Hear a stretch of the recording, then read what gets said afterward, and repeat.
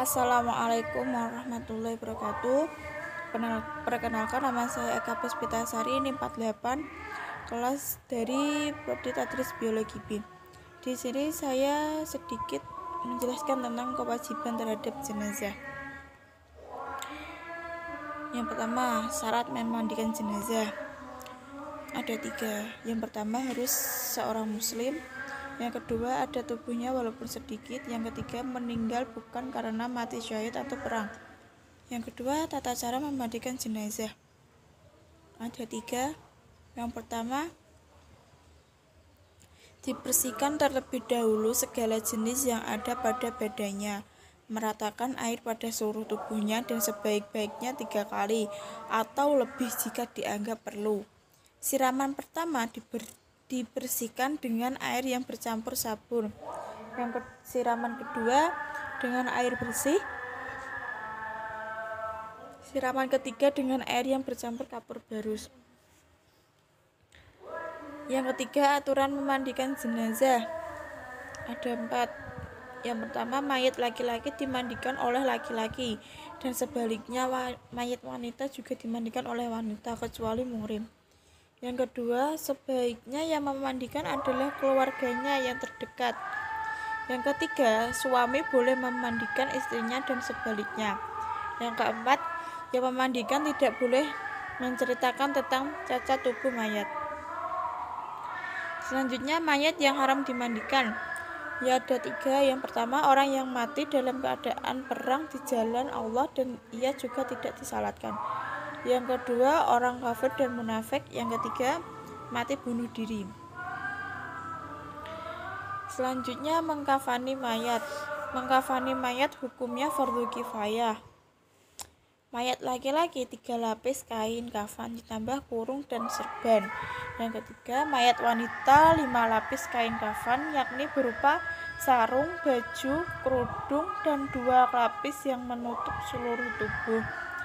Yang keempat, kain yang dipakai adalah kain yang halal dipakainya sewaktu hidup. Selanjutnya, alat dan bahan untuk mengkafani mayat ada 5. Yang pertama, kain kafan kurang lebih 12 meter. Yang kedua, kapas. Yang ketiga, kapur barus halus. Yang keempat, kayu cendana halus. Dan kelima, tempat tidur untuk membentangkan kain kafan yang sudah dipotong-potong. Selanjutnya, tata cara mengkafani jenazah ada 5.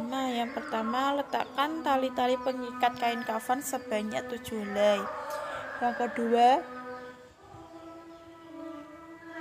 bentangkan kain kafan dengan susunan antara lapis pertama dengan lapis lainnya, tidak bertumpuk sejajar. Lapis ketiga bentangkan di tengah-tengah. Yang ketiga, taburkan kapur barus halus. Yang keempat, letakkan kain sorban atau kerudung yang berbentuk segitiga dengan bagian atas.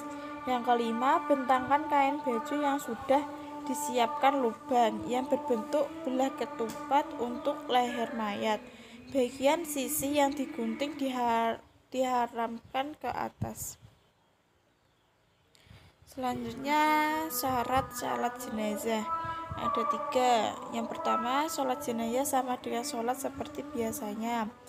Mayat sudah dimandikan dan dikafani. Yang ketiga, letakkan mayat sebelah kiblat orang yang menyolatinya.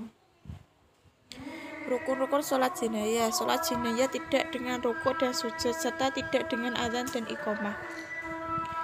Tata cara sholat jenazah ada 6. Yang pertama, niat melakukan sholat atas mayat dengan 4 takbir menghadap kiblat karena Allah. Dan niat sholat mayat untuk laki-laki, usolli ala hadhil mayyiti arba'a takbiratin fardhu kifayatin ma'muman lillahi ta'ala. Untuk perempuan, usolli ala dal mayyitati arba'a takbirati fardhu kifayati ma'muman lillahi ta'ala. Yang kedua, setelah takbiratul ihram sambil meletakkan tangan kanan di atas tangan kiri di atas perut sedekap. Kemudian membaca surat Al-Fatihah, tidak membaca surat yang lain. Setelah membaca Al-Fatihah, terus takbir membaca Allahu Akbar. Setelah takbir yang kedua, terus membaca sholat atas Nabi. Yang keempat, setelah takbir yang ketiga, kemudian membaca doa. Dan kelima, selesai takbir keempat membaca doa.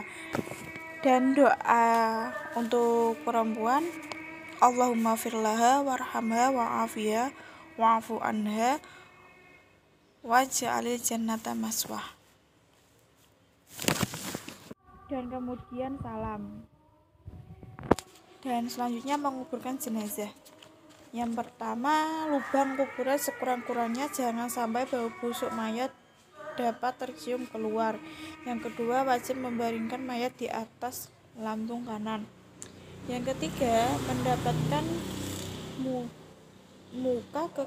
menghadapkan muka ke kiblat. Muka dan ujung kaki harus mengenai tanah dan dilepaskan semula ikatannya. Yang keempat, jangan mengubur mayat pada waktu malam kecuali dalam keadaan darurat.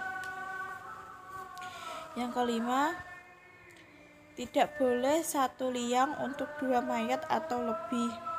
Yang keenam, jika mayat telah dikuburkan, maka disunahkan bagi pengiring jenazah untuk berdiri sejenak di hadapan kuburan dan kemudian berdoa.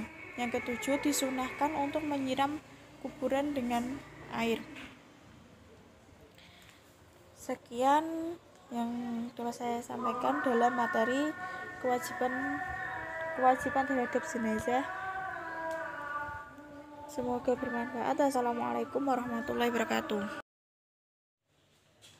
Assalamualaikum warahmatullahi wabarakatuh. Perkenalkan, nama saya Eka Puspitasari, NIM 48 dari Tadris Biologi B.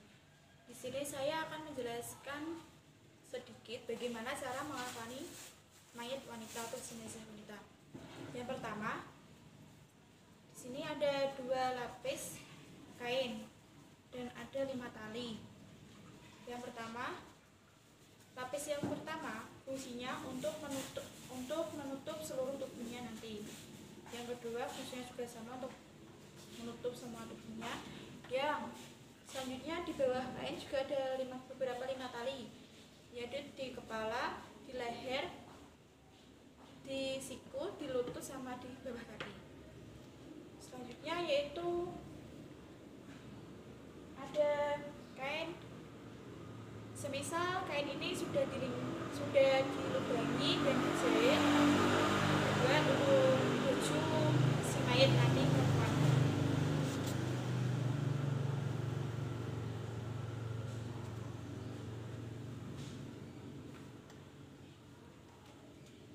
Selanjutnya yaitu ada kerudung.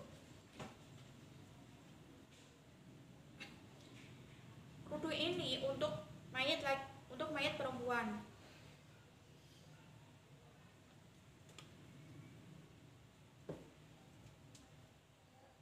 Selanjutnya yaitu ada kain untuk dalaman si mayat.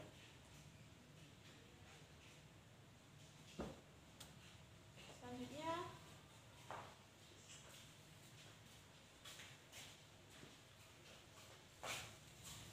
dan sebelumnya tadi kainnya sudah dikasih minyak wangi-wangian untuk si mayat, sama dikasih kapur barus, dan si mayat dikasih yang lubangnya dikasih kapas, dan semua matanya dikasih kapas, semua wajahnya dikasih kapas.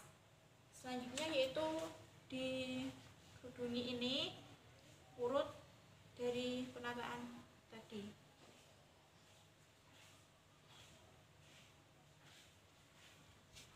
Ini bajunya. Semisal ini sudah dilubangi yang sama penjahitnya tadi.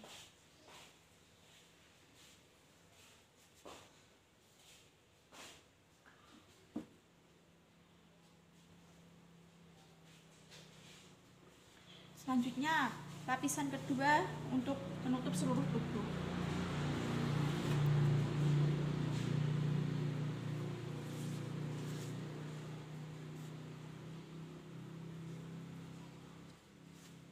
dan kain lapisan yang terakhir juga untuk menutup seluruh tubuhnya.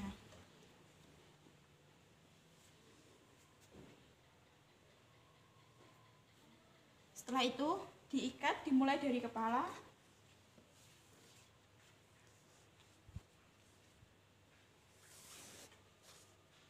dan talinya tali silang saja, nanti kalau dimakamkan biar mudah untuk dilepas. Selanjutnya di bagian kepala.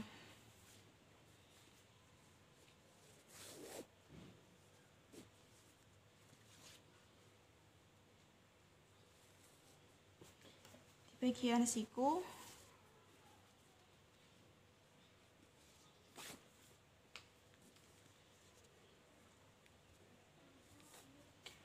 Selanjutnya di bagian lutut.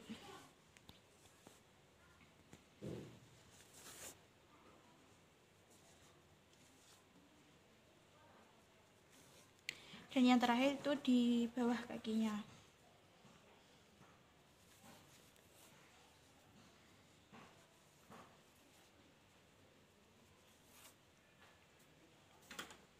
Dan ini cara bagaimana mengkafani mayat perempuan. Apabila ada salah mohon dimaafkan. Sekian dan terima kasih. Wassalamualaikum warahmatullahi wabarakatuh.